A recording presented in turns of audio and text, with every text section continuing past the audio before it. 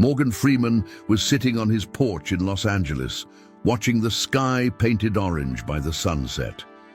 He was 87 years old, and although his career had been filled with applause and recognition, he now lived in quiet contemplation.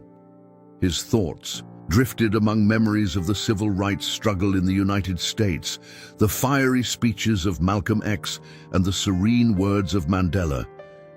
It was as if every line of those chapters in humanity had left indelible marks on his soul. It was during this moment of reflection that he decided to write something he had never imagined. A letter, not to a producer or a close friend, but to a young African leader whose name echoed in international news, Ibrahim Traoré, president of Burkina Faso. Freeman knew little about Traoré, but he admired his courage in confronting oppressive systems. He knew they shared something invisible yet powerful, the loneliness of those who defy giants. The letter was handwritten in firm and elegant script. In it, Freeman recalled his own battles against structural racism, spoke about the importance of leaders like Thomas Sankara and Nelson Mandela, and offered advice that seemed to spring from ancestral wisdom. He ended with a phrase that sounded like a mantra: "Do not fear isolation, for the brightest stars are seen best in darkness." The sealed envelope was delivered by an African-American diplomat during a discreet visit to Ouagadougou. No one except the recipient would ever know of this silent exchange. However, the letter carried something greater than words. It was a bridge between generations, continents, and struggles. The diplomat, upon delivering the letter, sensed the symbolic weight of the gesture and handled it with reverence. Meanwhile, in Burkina Faso, Ibrahim Traoré was waking up to another day of difficult decisions. His country faced external pressures and internal crises, but he kept his gaze fixed on the horizon. When he received the letter, he hesitated before opening it. Something about the weight of the paper seemed to suggest it would change something within him. He felt curiosity mixed with apprehension. Upon opening the envelope, Traoré found not just words, but a call for reflection. Each sentence seemed written especially for him, as if Freeman had known exactly what he was going through. He realized that the letter was more than a message. It was a connection between two worlds. He decided to keep it close, rereading it whenever he needed strength. In the days that followed, Traoré began to rethink his strategies. He realized that although it was easy to feel isolated by criticism and pressure, something far more important was at stake: the hope of a better future for his people. Freeman's letter reminded him that leadership was not only about making decisions, but also about inspiring others to believe. He started seeing his position not as a burden, but as an opportunity. During a meeting with close advisors, Traoré surprised everyone by wearing a pin featuring Nelson Mandela's face during a public address. It was a small gesture, yet symbolic. He briefly explained that the pin represented something personal, a tribute to all the voices that had fought against injustice. Few knew it was actually a silent response to Freeman's letter. Freeman, meanwhile, continued his peaceful routine in Los Angeles. He did not expect a formal reply, but he felt that his message had fulfilled its purpose. To him, the fight against oppression was universal, and any gesture, no matter how small, could create ripples capable of crossing oceans. He began thinking about how his letter might inspire other leaders around the world. Traoré, on the other hand, felt more connected to the world than ever. He realized that despite being physically distant from figures like Freeman, they shared a common struggle. That was when he decided to do something unexpected: send an official invitation to the actor to visit Burkina Faso. He wanted to express his gratitude genuinely and build a bridge between cultures. The invitation was carefully worded, expressing Traoré's admiration for Freeman and emphasizing that his presence would be a unique opportunity to unite voices of the African diaspora. Although he knew Freeman probably wouldn't accept immediately, Traoré wanted the gesture itself to serve as a statement of respect and appreciation.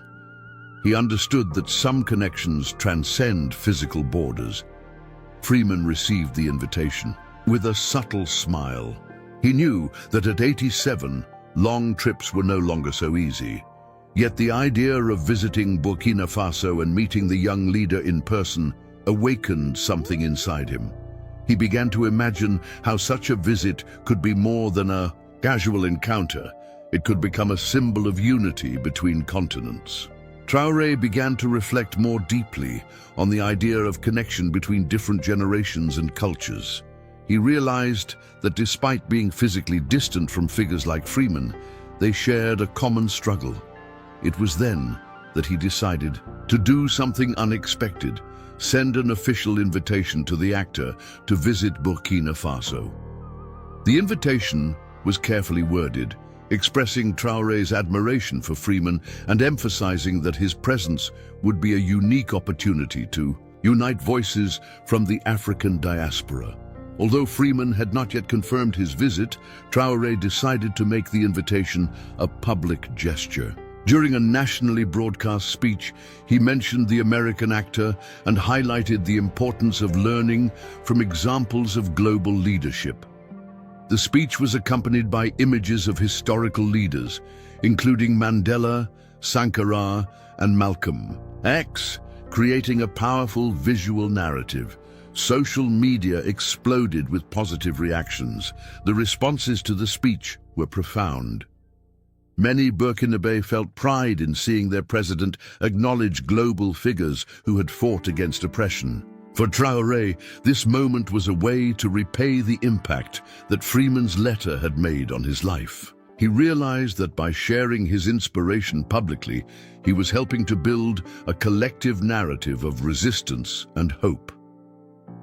On the other side of the world, Freeman watched the speech in his living room, moved by what he saw. He realized that, even without being physically present, his message had touched hearts and inspired change. That was when he made a decision. He would record a video message for the people of Burkina Faso, reinforcing the values of unity, courage, and hope. He knew his voice could reach many. Freeman's message was widely shared, and his deep, emotionally charged voice resonated as a call to action. For many, it was a reminder that even in dark times, there is always a light ready to guide the way. He spoke about the importance of learning from the past, but also of looking toward the future with optimism and determination.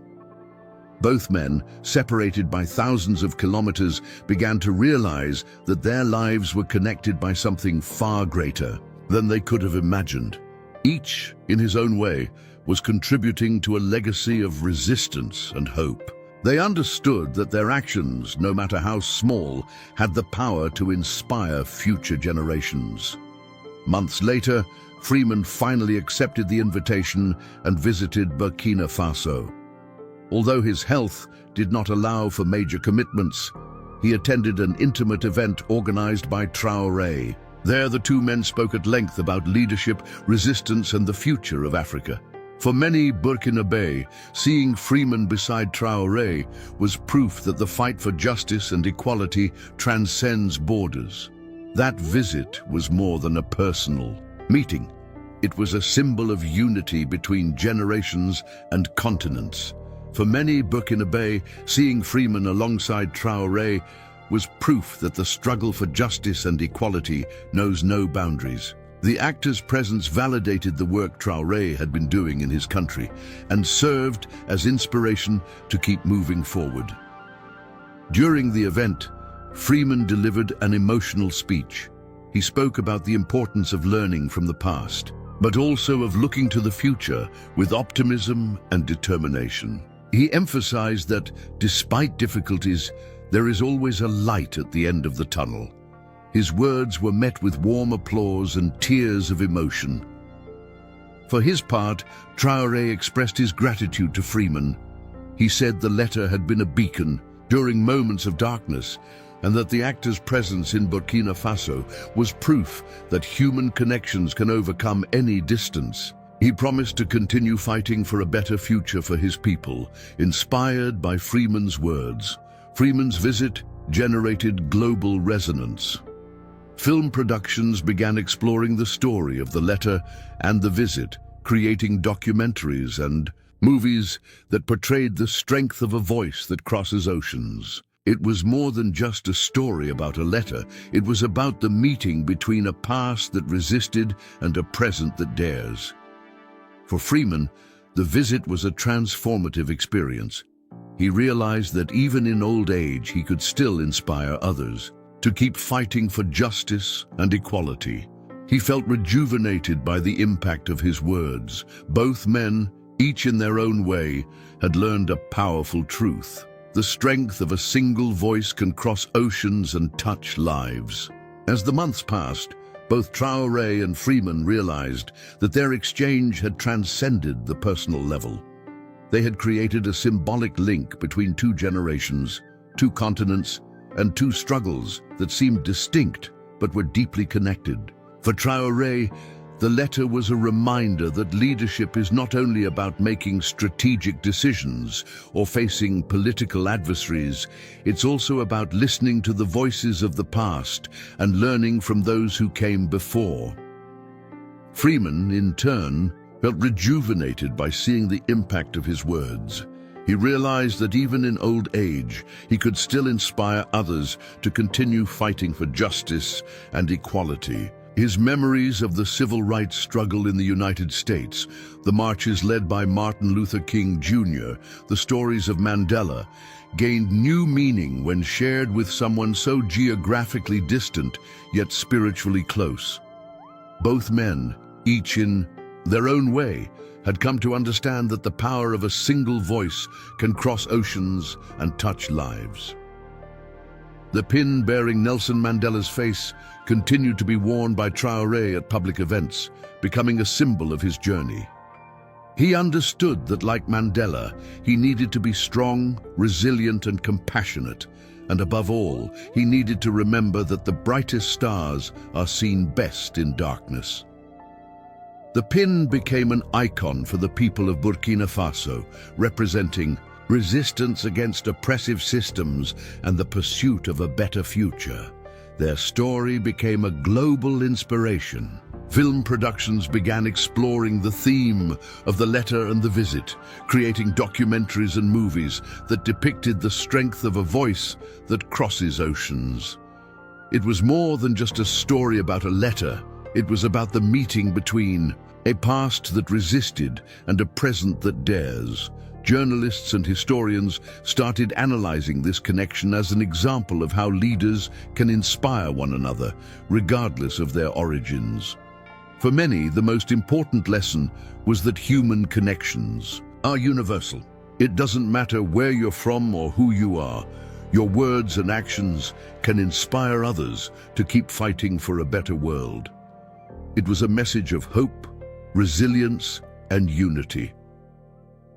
Traoré began incorporating this narrative into his international speeches, emphasizing that Africa is not isolated, but rather part of a global movement of transformation. Both men, each in their own way, had learned that the strength of a single voice can cross oceans and touch lives. They knew that their actions, no matter how small, had the power to inspire future generations. It was a lesson they would carry forever. Traoré vowed to keep fighting for a better future for his people, while Freeman felt that his life's mission had been renewed.